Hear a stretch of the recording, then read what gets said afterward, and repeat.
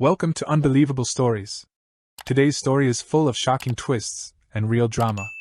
Subscribe and like to stay updated. Let's dive in. The most painful thing someone can do to a partner they claim to love is to betray them. Ryan Mitchell reflected on this as he sat in the dark, feeling the weight of his thoughts. Earlier that day, everything seemed perfect: a good job at a well-paying company, a beautiful home, and a wife he believed was devoted to him. The first two were still true, but the third had turned into something else entirely. He thought about his life with Emily, his wife of nearly 5 years. They met shortly after she started working at his company, Summit Capital Partners, which supports small businesses with their financial needs. Like many others, she started in the administrative support section, handling all the clerical tasks that come with their business dealings. From there, she became an executive assistant to Jacob Turner, his boss, about 4 months ago. Matt's last name is no coincidence. His grandfather started the company 4 decades ago and handed it off to his son Andrew Walker, the current CEO. Andrew Walker brought his son Matt into the business after he finished college a few years ago and started him off like everyone else to learn the ropes. He did and was quickly promoted to his current position as the regional manager, reporting only to Andrew Walker and the board of directors. Matt was destined to become CEO eventually, but that was years off. Luke liked and respected Andrew Walker. Andrew Walker was a father figure to him and helped him transition back into civilian life after being wounded in Iraq. They met while Luke was undergoing physical therapy. Andrew Walker had just finished a meeting with the board of the facility and stopped to watch the veteran as he worked out. Andrew Walker saw something in Luke and bought him lunch that day. They discussed many things during that lunch, and Andrew Walker was surprised to learn that Luke had finished his 4-year business degree just days before being shipped off to Iraq. Andrew Walker was impressed with the young man and offered him a job on the spot. Surprised, Luke accepted the offer and started working for Andrew Walker the next Monday. That was almost 7 years ago. Luke finished his therapy and focused on his work, taking night classes to get his MBA. Then Emily came along. He was smitten with her the day they met. After verifying there would be no repercussions from HR, he asked her on a date. They dated for a few months, fell in love, and eventually married. Andrew Walker surprised Luke by paying for their honeymoon to Dominican Republic. 3 years after they married, Andrew Walker brought Matt on board. Luke had hoped something of the old man had rubbed off on Matt, but he learned early on that wasn't the case. Matt liked to drop hints, letting others around him know who his father was and that one day he would be the one in the big corner office on the top floor. Matt managed to alienate pretty much everyone around him. One day, Andrew Walker spoke to Luke about his son and expressed the same concern Luke had heard from others. "You know I'm going to have to make him the regional manager at some point, Luke," Andrew Walker said. "I know. I'm counting on you to lead by example. Maybe you can help Matt transition into the job a bit," Andrew Walker said. "Think you can do that?" "I think so, Andrew Walker. It won't be easy, though." "What's your honest appraisal of him, Luke?" Andrew Walker asked. "Don't sugarcoat it. Forget he's my son. Tell it to me straight." "Okay, I will," Luke said. "He's too full of himself to be effective, in my opinion. He refuses to listen to others, spends far too much time flirting with the girls, and likes to throw his name around. Emily tells me he's pretty much a sexual harassment lawsuit waiting to happen. He not only likes to chase the women, but he also likes to brag about it as well." Andrew Walker shook his head. "I was afraid of that. His mother doted on him from the time he was born, let him get away with darn near everything. I had hoped bringing him on board might help him mature a bit. I'll have a talk with him." "So, when is Ben going to retire?" Luke asked. Michael Carter, the current regional manager, had been with the company for years, and everyone liked him. He had been talking about retirement for a while and bought a place up in Colorado so he and his wife could retire in the country while he was still young enough to enjoy himself. Sometime in the next 4 months or so. He's dead set on it. Personally, I don't blame him. Andrew Walker left the office with a promise to stay in touch. Luke knew he would make good on that promise. There were other things Luke saw in Matt that he didn't tell the old man. Thinking back on it, he realized he probably should have. Ben retired a few months after that discussion, and Andrew Walker moved Matt into his position. It didn't take long for Matt to make changes. Some of them were good, but Luke wasn't so certain about others. He continued to do his job, though, and tried not to let Matt trouble him too much. Matt did change as he grew into the position, but Luke didn't like what he saw. Matt tended to micromanage things, oftentimes to the irritation of the more experienced members of the team. He also liked to move people around a lot, sometimes into positions that pretty much set them up for failure. One day, a little more than 6 months ago, Matt came into Luke's office. He popped himself into the chair across from Luke as he was on the phone with a client. When Luke hung up, he looked up to see Matt smirking at him.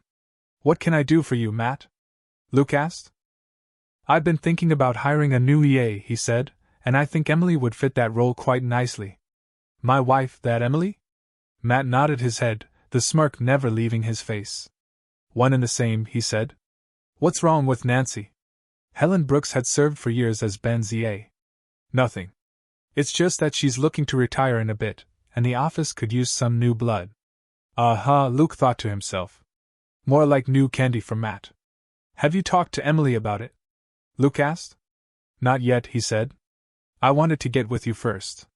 "Oh, I appreciate that, but why?" "I wanted to know what she's like. After all, you live with her. You sleep with her every night. I mean, is she witchy and demanding, or is she always the happy, bubbly type? Is she playful or serious? I want to know what I'm in for if I bring her in." Luke didn't like the way this discussion was going at all. "Well, Matt," Luke said, "first of all, Emily and I are very happily married, and yes, she's always a joy to be around. Second of all, she's married to me. Third, she's a professional. If you think she's qualified for the job, then offer it to her. Whether she accepts or not is up to her. But the most important thing to remember is this: she's married to me."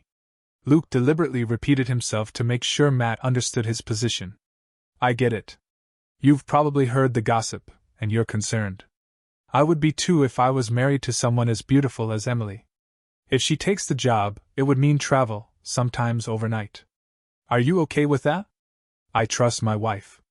If she accepts the job, knowing that's part of it, then she knows the boundaries, and I expect you to respect those boundaries in my marriage."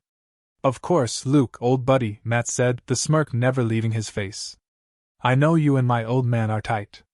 He respects you, and so do I. Believe me, I'd never do anything to get between you and Emily." "I hope not. Who knows," Matt said, "there might even be a promotion in it for you as well." That night, Luke spoke with Emily. "Did you speak with Matt today?" he asked as she put the finishing touches on their dinner. "Yeah," she said. "He mentioned something about wanting me to be his new EA. And what do you think about that?" Luke asked. "Well, it would mean some travel and probably some late hours, but it would also mean a nice raise. We could certainly use the extra money, especially if we're going to have children someday." "Why? Are you concerned about something?" "I just remember you telling me that he was a sexual harassment lawsuit waiting to happen. Do you still feel the same way?" "I'd be lying to you if I said I wasn't concerned," she said. "I do hear all the rumors, you know. Do you trust me?" He looked at her before answering. "Of course I trust you," he said. "But I trust him about as far as I can throw him. He came by my office today and asked how you were at home. I thought it was a bit impertinent personally. That's just the way he is." "What did you tell him?" she asked, her eyebrows raised. "I told him you're a joy to be around, and I meant it. I also let it be known that you and I are happily married, and I would expect him to respect that." "I would expect nothing less myself," she said. "Good. So, are you going to take the job?" "I think so," she responded. They went to bed that night and made love before falling asleep. She took the job and, as predicted, was gone at least once every 2 weeks for up to 2 days at a time. She also ended up working late at least 3 nights a week. Luke dealt with it as best he could and did all he could to support Emily in her new role. He kept an eye out but saw nothing that suggested she was anything but professional in her new job. Then the unthinkable happened. A little more than 3 months ago, Andrew Walker suffered a massive stroke one day in his office. Paramedics were called, and he was rushed to the hospital, but he didn't last the night. He passed away, having never regained consciousness. Everyone in the company was devastated by the news and attended his funeral. Luke and Emily were surprised at how many people were there. Matt thought his father's untimely death meant he would immediately move into Andrew Walker's office and take over as CEO, but the board of directors thought otherwise, saying Matt was far too inexperienced for that role. Over Matt's vehement objections, the board brought on Robert Daniels to serve as an interim CEO until a suitable replacement could be named. Matt became a changed man after that and set out to prove he was ready for the helm. He had Emily working almost every night until late, and made her accompany him nearly every weekend on trips out of town. It didn't matter if Luke and Emily had plans or not. The schedule was taking its toll on both of them, and their marriage suffered as a result. For starters, their sex life almost disappeared completely. He also noticed changes in Emily's wardrobe. Where she had normally worn business and professional attire, she was now wearing clothes that were a bit more revealing. On top of that, her attitude toward him had changed somewhat. She had always been outgoing, friendly, bubbly, and respectful, but now she was a bit more demanding, short-tempered, and had started tossing little digs at him. He thought that perhaps it was simply from the stress of her job. Finally, one Sunday, when Emily returned from a weekend trip to Austin, he sat her down for a talk. "Emily, we need to talk." "About what?" she said with an edge in her voice. "About us. I rarely ever see you anymore. This schedule Matt has you on is not just killing you, it's killing us. We need to take some time off and reconnect." "I'm sorry, Luke. Matt has a lot going on right now. Things are crazy. I can't help it. Tell Matt you're taking a week's vacation. You have the time. We need to do this if we're going to survive." Emily said nothing for a few moments as she collected her thoughts. He could tell this was bothering her as well. Finally, she nodded her head. "You're right, Luke. I could use a break. Matt's been running me rag these last few months. I'll talk to him tomorrow, I promise." "Please do." The next day, Emily came home happier than he had seen her in a long time. "What happened?" Luke asked. "I talked to Matt like I told you, and he agreed we need to take a breather. He said we could both take next week off if we want, so long as we attend a party at his place Thursday night." "Party?" Luke asked. "What kind of party?" "It's just a little get-together with him and some of his friends." Luke didn't feel comfortable with this. Partly, he really didn't care for the little twerp, but also because he didn't feel it appropriate to be partying with his boss. As the saying goes, familiarity breeds contempt. Plus, he didn't know who else would be at this get-together. "Do you know any of these people?" "I've met some of them," she said. "They're mostly friends of his from college, but one or two of them work for clients. I don't know who else is coming, though." "I see," Luke said. "Well, all right. But only if you can get home at a normal hour this week. Can you do that?" "I think so. We do have to work on the Patterson account on Wednesday, though. Matt is having a dinner meeting with him, and he wants me to be there." He was aware of the Harper Industries account. It had become something of a priority since it was something Andrew Walker started handling before his stroke. "Okay, Wednesday night, but the rest of the week, I want you home at a normal hour. Deal?" She smiled and wrapped her arms around him. "Deal," she whispered, kissing him on the lips. The next afternoon, Matt showed up at Luke's office and, as usual, sat down in the chair in front of the desk across from Luke. As usual, he had that never-ending smirk on his face. "What can I do for you, Matt?" Luke asked. "Emily tells me you guys are on for Thursday night." "Emily?" Luke wondered. Where did that come from? He called her that once, and she let him know in no uncertain terms that she hated that name. "Yes, we discussed it briefly last night, provided she gets home at a decent hour the rest of the week and we get next week off to reconnect." "Of course. We do have that dinner meeting with the folks from Patterson on Wednesday, but I promise, no late nights the rest of the week." "What kind of a party is this?" Luke asked. "And who all is going to be there?" "It's just a casual get-together. A few of my old college buddies will be there. One of them works for a client, but it's nothing fancy. Come casual. You don't need to bring anything except Emily, of course."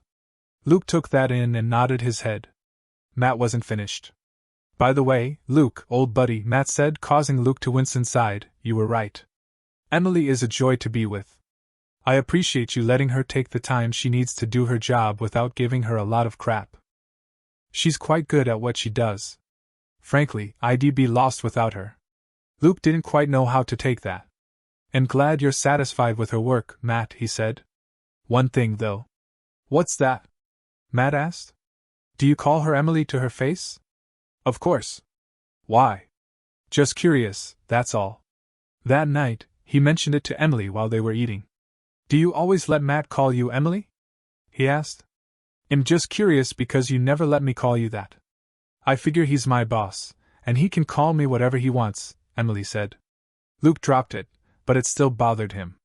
The rest of the week went pretty well, and except for Wednesday night, she was home right on time. That Friday, after Luke threw on a pair of jeans and a casual shirt, he watched Emily get ready for the party and noticed the dress she chose to wear. He had never seen this dress before and wondered when she got it. It was much shorter than her other dresses and seemed to show off a lot of skin. He also noticed the thong she put on. He had never seen this thong before. Then she threw on the dress, not bothering to wear a bra. This was definitely something different.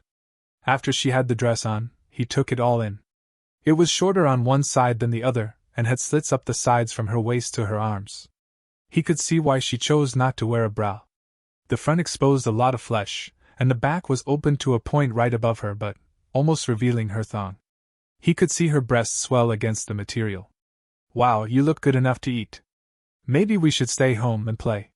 She smiled. No, after we get home. By the way, where did you get that dress?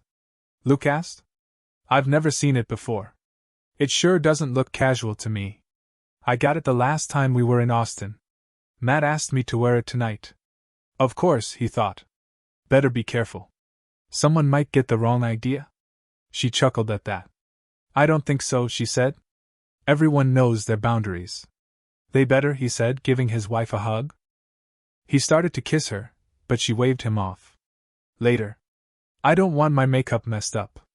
They drove to Matt's two-story townhouse located in a fairly ritzy part of town and rang the doorbell. Matt opened the door and invited them inside. Luke detected the faint odor of marijuana and had a sinking feeling. 3 other young men about Matt's age came into the front room, and Matt introduced them to Luke. Guys, this is the man of the hour, Ryan Mitchell, Matt said with a big grin on his face.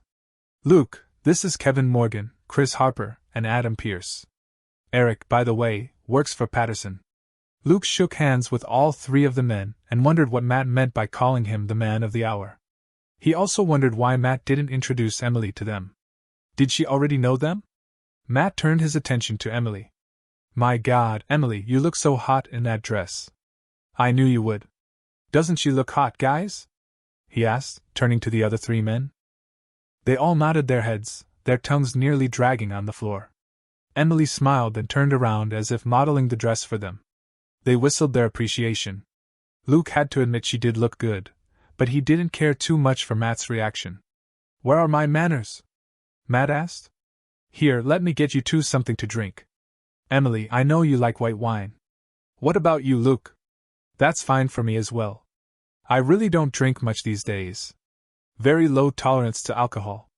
Luke really didn't have a low tolerance to alcohol. The truth was that he could probably drink these bozos under the table. He all but quit drinking years ago while he was in the Marines. In reality, he was a mean drunk and nearly killed a much bigger man with his bare hands the last time he got drunk. After that, he swore it would never happen again. No problem. They'll be right back. Matt came back with 2 glasses and handed them to Luke and Emily. Emily took a big swig from hers while Luke took very small sips. Luke's internal red flag was waving, and he swore to remain as sober as possible. Something about all this didn't sit right with him. Matt invited everyone to take a seat in his living room. Luke followed Emily and noticed that she sat on a love seat. He started to sit next to her, but Matt beat him to the punch. Instead, he took a seat on a couch that faced the love seat and watched his wife carefully. Matt looked at him for a moment. Sorry, old buddy. Force of habit. I'm used to sitting on this side of the love seat. No problem, Luke said, looking at his wife. She looked back but couldn't read his face. They sat for a while, engaging in small talk. Matt looked at Luke before he spoke up. My dad told me you were in the Marines. Is that right? Luke nodded his head. Yeah, I served 4 years before I got a medical discharge, he said. John looked at Luke. Marines, huh? He asked. I hear they're real badasses. You ever see any combat? Ever kill anyone? Luke slowly nodded his head. He hated it when people asked that. Yeah, he said quietly. What, see combat or kill anyone? John asked. Both, Luke said.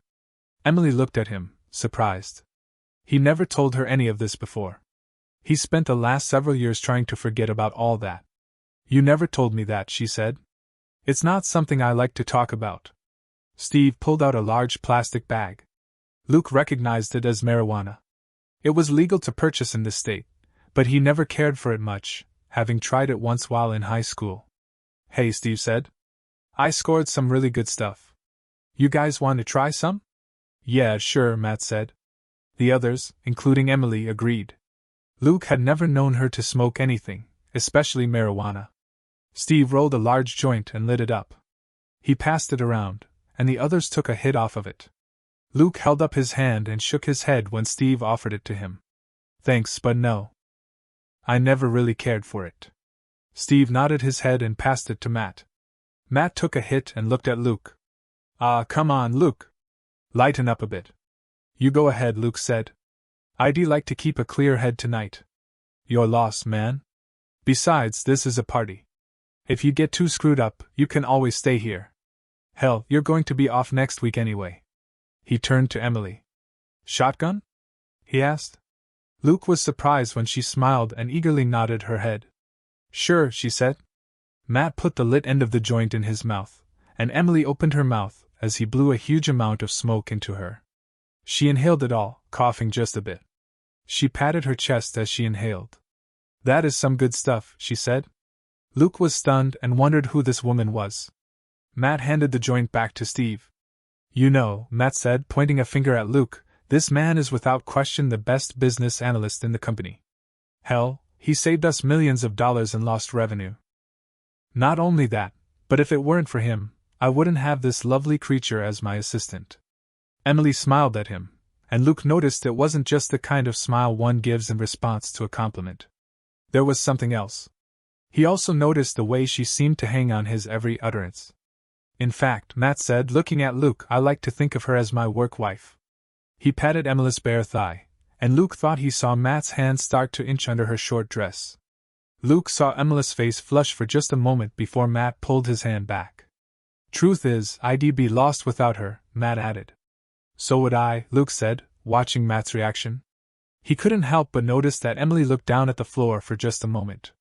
If you'll excuse me for just a bit, I need to use the restroom, Luke added, breaking the silence in the room. Sure, Matt said. Just go down the hall. First door on the left. Luke got up and walked into the bathroom, locking the door behind him. He looked in the mirror for a moment, a million thoughts running through his head. Prime among them was the idea that Emily was cheating on him with Matt. Matt was right about one thing: Luke was a damn good analyst, but that was because he paid attention to detail. It was something Andrew Walker taught him when he first started. Remember, son, it's not just numbers. In any business deal, the devil's always hiding in the details, the old man told him. Pay attention to the details, trust your gut, and you'll never go wrong. Luke took the old man's words to heart, and they always served him well. Now he had other details to think about. First, there was Emily's dress, or lack thereof. Second, there was the interaction between her and Matt. Third, her drug use. He had never known her to use drugs, and they had never even experimented with them before.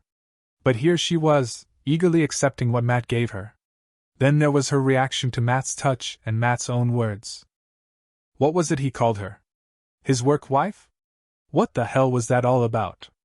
Then there were all the little things he had noticed over the last few months. Added together, it all spelled trouble. And if he was right, it also meant the end of his marriage. He sensed that something was going to happen and knew he had to get out of there with something tangible he could use as proof. He considered simply taking Emily and leaving, but he had a feeling it would only cause a fight and delay the inevitable. He saw his cell phone in his shirt pocket, and noticed the camera lens peeking out over the top of the pocket. That's it, he thought. He pulled the phone out and started a video recording before placing it back in his pocket. After he did his business, he flushed the toilet and washed his hands. He steeled himself before he opened the door. As he walked into the front room, he noticed Emily suddenly sit up after leaning over the coffee table. He saw a few specks of white powder on her nose and realized she had probably sniffed a line of cocaine.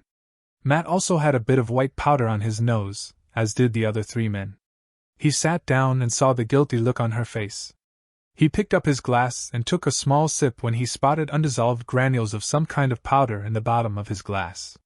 What the hell? Luke thought. He quickly set the glass back down on the table and noticed everyone looking at him. He started to say something but suddenly found himself very tired and unable to say anything coherent. "Are you okay?" he heard Emily ask. He looked at her, confused, unable to speak. Matt and the 3 men stood up. Emily stood up with them and grabbed Matt's arm. Luke looked at them all, wondering what they were going to do next. He tried to stand but was unable to. "Why don't you just take a little nap for a while, Luke, old buddy?" Matt asked as the other man put his feet up on the couch. Luke was unable to do or say anything as Emily removed his shoes. He wanted to get up, grab her, and run out as fast as he could. He looked around, trying to find anything he could to support himself, and saw her thawing on the love seat where she and Matt were sitting. The witch, he thought. Emily came over to him and covered him with an Afghan. He wanted to grab her by the throat but couldn't move his arms.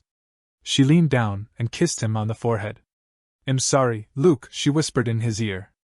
"I really do love you." Unable to keep his eyes open, he fell into a deep sleep. The whole place was dark when he awoke. He rubbed the sleep out of his eyes and looked around. It seemed no one was awake. He listened and heard nothing but the sound of snoring coming from upstairs. Glancing at his phone, he realized he had been out for a little more than 4 hours. He stopped the video recording and put the phone back in his pocket. He crept upstairs and glanced into the master suite, making sure he stayed in the shadows. He saw Emily nude on Matt's bed, her arm over his chest and one leg over his. One of the 3 men was also naked and laying next to Emily on the large bed. The other 2 men were also asleep, one on a couch under the window and the other positioned precariously in an overstuffed recliner sitting in one corner. He crept quietly back downstairs. He wanted to find out what it was they had dosed him with, so he rummaged around in Matt's kitchen until he found a Tupperware container with a screw-on lid. He poured the drink in the container and sealed it up tight. Going back to the front room, he pulled Emily's keychain from her purse and noticed a key he never saw before. It looked like a house key, but it wasn't one of theirs. Acting on a hunch, he pulled the key off and stuffed it in his pocket. Then he had another thought and grabbed Emily's phone, putting it in his pants pocket. He planned on going through it later on. Pulling his wedding ring off, he set it carefully on the top of her purse so she would easily see it. He put his shoes back on and crept to the door. Details, he thought to himself. He looked around but didn't see a security system or a console anywhere near the door. Opening the front door, he tried the key. He took off Emily's ring. It fit perfectly, just as he thought it might. He quietly closed the door behind him, locking it with her key. He got in his car, closing the door as quietly as he could. He backed out of the driveway and left, not turning his lights on until he was on the street. He had an idea and pulled into a convenience store. He pulled out his phone and looked up his old friend, Mark Campbell. In the service, Luke knew him as Corporal Mason, but all his friends simply called him Rick. After he left the service, he started his own private investigative firm, and Luke helped him with the financial details. "Hello," a sleepy Rick said when he answered the phone. "Hey Rick. It's me, Luke. Sorry to call so late, but I need your help." "What's up, Luke? You get in a bar fight and need me to bail you out or something?" "Not quite. Can you be at my place in about 20 minutes? "Yeah, sure," Rick said. "Everything all right? What's going on?" "I'd rather not talk about it over the phone." "Gotcha," Rick said. "I'll see you in about 20 minutes. "Thanks, buddy. I appreciate it. Hey, Semper Fi, do or die, right?" Luke chuckled. Rick liked to say that a lot. "Ora," Luke said. They ended the call, and Luke looked at the store. Screw it, he thought to himself. He bought an 8-pack of beer and a couple of packs of cigarettes. He hadn't smoked since he left the service, but at this point, he felt he needed to do something before he punched something or someone out. He got home and put the beer in his refrigerator, grabbing one for himself. He opened a pack of cigarettes and lit one up after he sat on the couch, using a candy dish that had their picture on the inside for an ashtray. It was a wedding gift to them, and Emily liked to keep it stocked with little candies and treats. He didn't care if Emily complained about the smell, especially after what happened earlier. About that time, he heard the doorbell and saw it was Rick. He invited his old friend inside and offered him a beer. "What's up, man?" Rick asked as he opened his beer. Luke filled him in on what happened earlier in the evening. "Holy shit," Rick said when Luke finished. Luke handed him the container that held the dosed wine. "Think you can get that analyzed?" he asked. Rick nodded his head. "Yeah, but it'll probably be Monday or Tuesday before I can get results." Luke said, "I also need everything you can get me on Jacob Turner, Kevin Morgan, Chris Harper, and Adam Pierce." Luke said. "I understand Sanders works for Harper Industries. I don't know what he does there." He pulled out his phone and brought up the video from earlier. He scanned through it until he found a frame that showed all four of them. "Here's a picture of them. I know it's not the best." "Got it," Rick said. "You want surveillance from inside his place as well as yours?" "Yeah, if you can swing it," Luke said. "I've got a key if you want it." "I didn't see any security system, but that doesn't mean anything." Rick took the key and looked at it. "No problem," he said. "How did you get this, by the way?" "I took it off Emily's keychain," Luke told him. Rick nodded his head. "You realize you probably won't be able to use any video from inside his place as evidence, right?" "Right," Luke said. "I figured as much," Luke said. "This is personal. I really don't give a damn about what's legal or not right now." "I understand," Rick said. Luke handed Rick an extra key to his house. "Here's a key for this place," Luke said. He wrote down a 4-digit number and handed it to him. "And this is the code from my security system. I don't think you'll need the key. If you want, I can set up some equipment while I'm here," Rick said, handing the key back. "High-def cameras, audio, the works. Hell, I can even record what gets said on your landline." "Do it," Luke said. "How much is all this going to cost me?" "Don't worry about it," Rick said. "You saved my skin over there in Iraq. This is the least I can do for you." "Thanks, old friend," Luke said. "At least let me cover your costs." "All right, if you insist," Rick said. "What else have you got? You showed me part of the video you took. Why don't we go through some of it and see if we can get some clues?" Luke pulled the video back up and started it from the beginning. "Stop right there," Rick said. Luke paused the video. "Can you back it up just a bit?" Luke did as Rick asked, and they watched again. The camera clearly picked up Emily finishing a line of white powder that was laid out on the coffee table. Luke stopped the video. "Damn," he said. "I saw her just as she sat back up, but that clearly looks like coke on the table." "Yes, it does," Rick said. "Interesting. Have you ever known Emily to use before?" Luke shook his head. "No, never." "Okay, let's see what else is on here."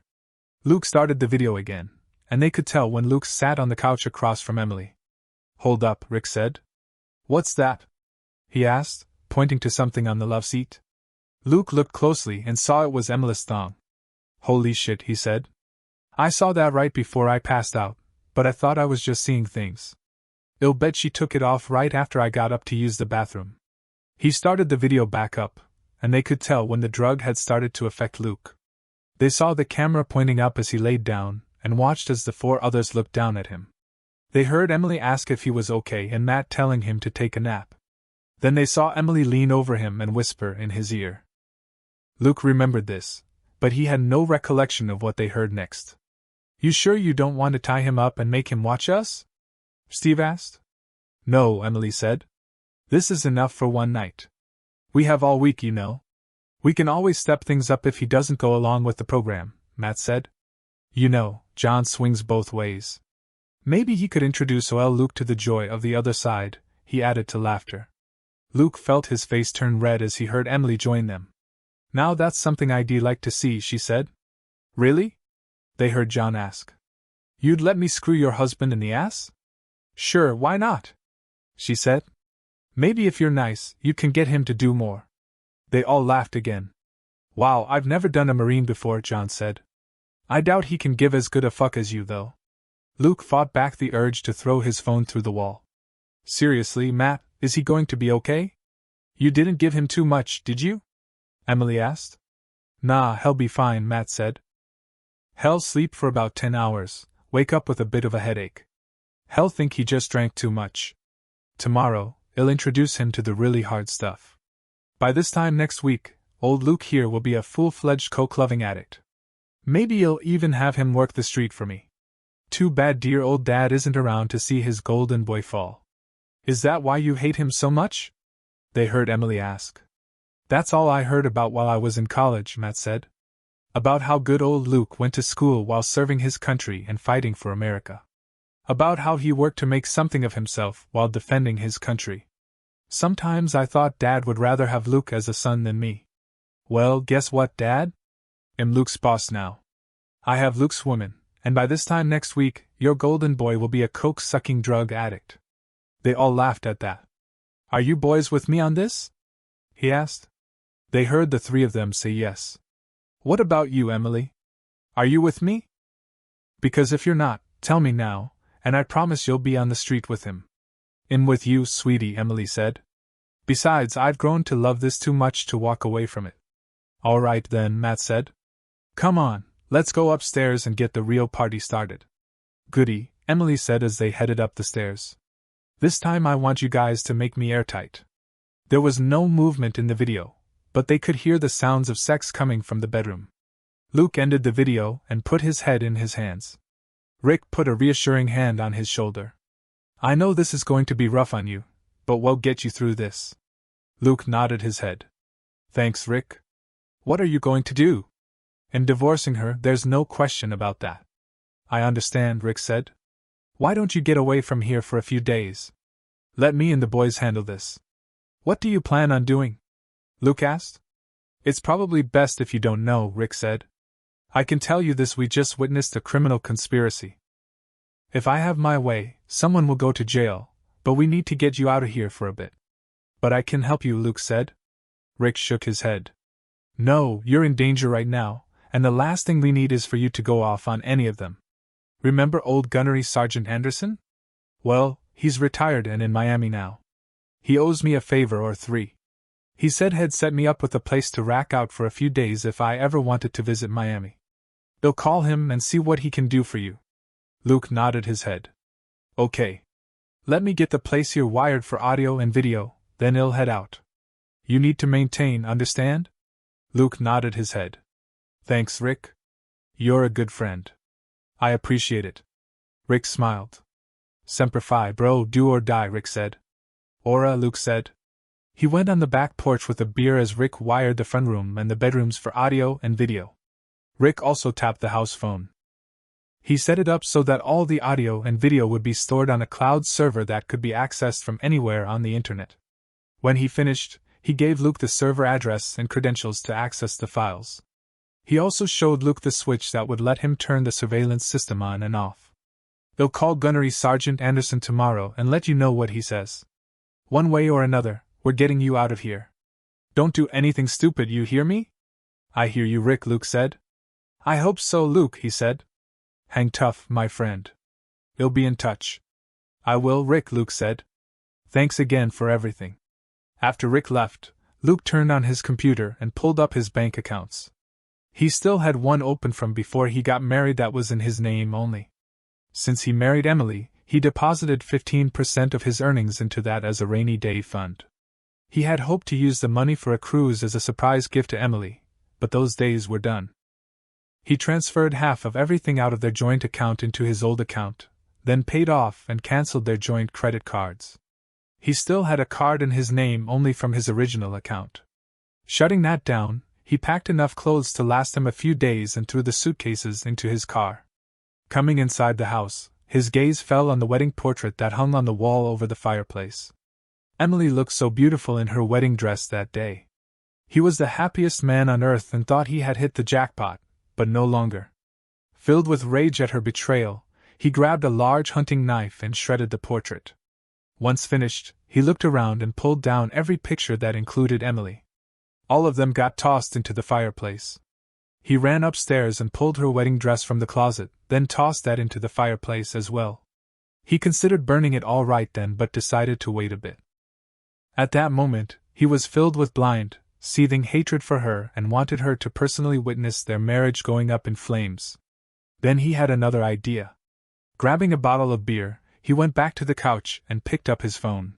He emailed the video to himself and verified it on his laptop. He wrote a very carefully worded letter to each member of the board of directors and John, the interim CEO, explaining in detail what had transpired. He remembered something Andrew Walker had told him before. The board wouldn't respond too well to threats, but they would respond to a careful and thoughtful analysis of any situation. He didn't know John very well, having only spoken to him a few times, but hoped he was as reasonable as the members of the board. Without threatening anyone, he reminded the board that Matt, as an executive, was required to operate under the morals clause of his employment agreement, and his actions, along with those of his wife, were exactly the kind of things the morals clause was written to address. He also reminded them that their actions were not only criminal in nature but were the types of things that could spark lawsuits and scandal, the type of scandal that could easily destroy a company like Summit Capital Partners. He reminded them of his time with the company, telling them of his great respect for Andrew Walker. He expressed hope they would do the right thing. He read and reread his letter, editing a few words here and there. When he was satisfied, he wrote an email, attaching the letter and the video, and sent it to John as well as each member of the board, telling them he would be on vacation for the week but could be reached by email or phone. He suspected he probably wouldn't hear anything until Tuesday, and by then, he planned to be out of the area. He then sat back, lit up a cigarette, and put it in the candy dish, watching as the heat from the lit cigarette burned into Emily's face. At that moment, that's exactly what he wanted to do to her. He picked up her phone and unlocked it. He knew the code since he set it up for her when he first got it. He went through her text messages and got even more furious. It seemed the two of them had been screwing for at least the last 5 months, but it was only in the last 3 that Emily began openly disrespecting him to Matt. Of course, he thought, just the fact that she was screwing him was disrespectful enough. He found a treasure trove of pictures of Matt naked. There were other pictures of Matt and Emily playing kissy face and dancing in a nightclub, perhaps in Los Angeles, and pictures of Emily's face surrounded by other naked men. Other pictures showed her getting plowed by 2 men at the same time. One of them showed her getting screwed from the rear by a large man while Matt did her face. He wondered who took the pictures and if they were taken with this phone or another device. She had also stored videos on the phone, videos of her having sex with Matt and others, including the 3 men at the party. No wonder she acted as if she already knew them, he thought. So this is what she had been doing while claiming to be on work-related trips. He copied everything he could and emailed it to himself using her device. By then, he had downed 4 beers and smoked half a pack of cigarettes, grinding them out on her face in the bottom of the dish. He looked outside and saw that the sun had already started to rise. Soon, he thought, she would be up and would know that he had left.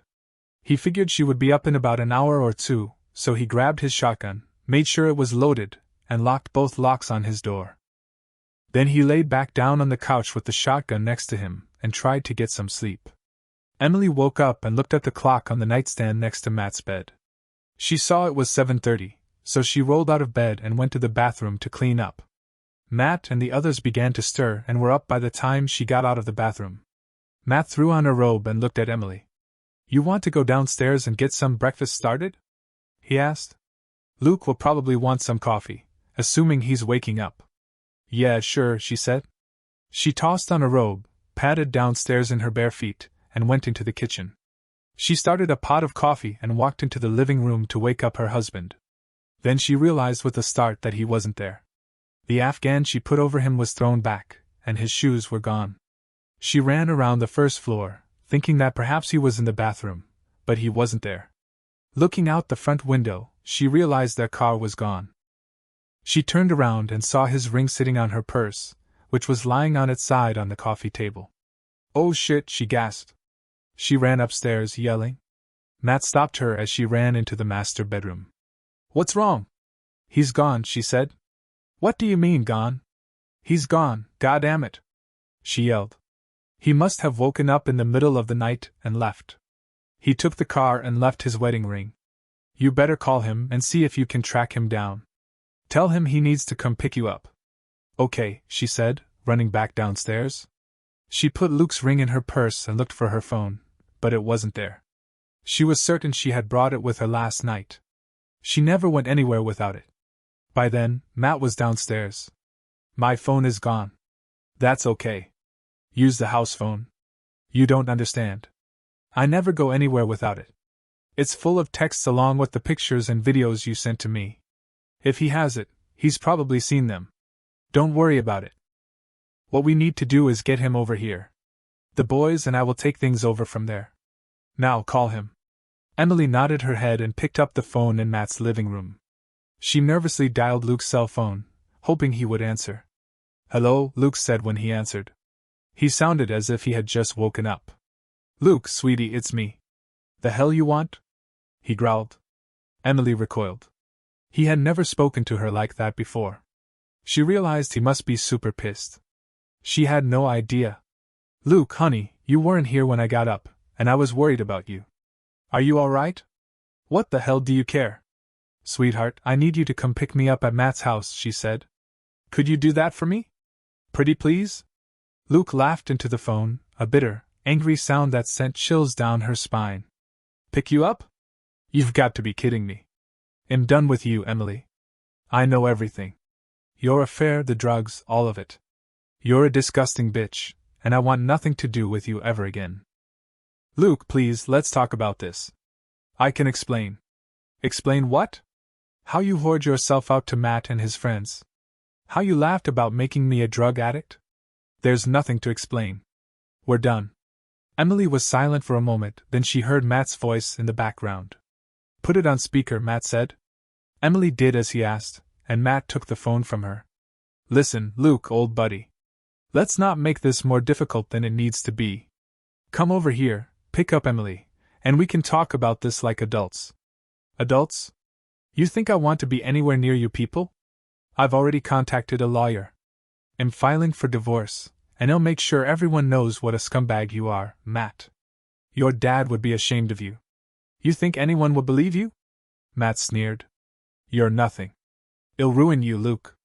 You'll be a laughingstock. Just come over, and we can sort this out. Go to hell, Luke said, hanging up the phone. He took a deep breath, feeling a strange sense of relief wash over him. He knew he had a long road ahead, but he was determined to make sure Emily and Matt paid for their betrayal. Back at Matt's house, Matt slammed the phone down in frustration. Emily looked at him, fear evident in her eyes. What are we going to do? She asked. Don't worry. We'll find him, Matt said. He can't hide forever. We'll get him back here, and then we'll deal with him. Luke knew he couldn't stay at the house any longer. He needed to get out of town and figure out his next move. He packed the rest of his things, grabbed his shotgun, and locked up the house. He got into his car and drove off, heading towards Rick's place. When he arrived, Rick was already waiting for him. Did you hear from her? Rick asked. Yeah, she tried to get me to come back. Matt took the phone and tried to threaten me. I'm done with them, Rick. I need to get away from here and figure out my next steps. I've got a place you can stay, Rick said. It's a bit out of the way, but you'll be safe there. We'll get this all sorted out. Thanks, Rick. I appreciate it. Don't mention it. Let's get you settled in, and then we'll work on getting the evidence we need to nail Matt and Emily. They drove to a small cabin in the woods, far from prying eyes. Rick helped Luke set up, and they spent the next few days gathering all the evidence they could. Luke sent everything he had to his lawyer, making sure the divorce papers were ready to go. He knew it would be a tough battle, but he was ready to fight. A few days later, Rick received a call from Gunnery Sergeant Anderson. He had arranged for Luke to stay with him in Vegas for a while. Luke packed up his things and prepared to leave, feeling a sense of determination he hadn't felt in years.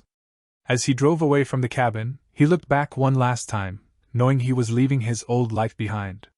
He was ready for a new beginning, one without Emily and Matt. He vowed to make them pay for their betrayal and to never let anyone hurt him like that again.